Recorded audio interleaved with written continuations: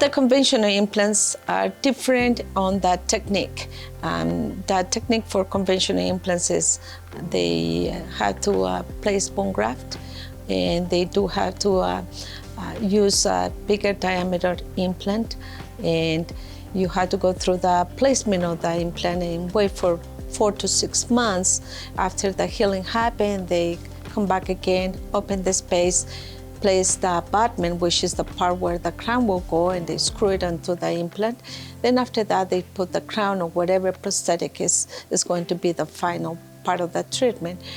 Where mini implants, we just make that small indentation into the bone, place the implant, wait a couple of weeks later, and then we place the prosthetic, whether it is a crown or a denture or a fixed bridge into the implant.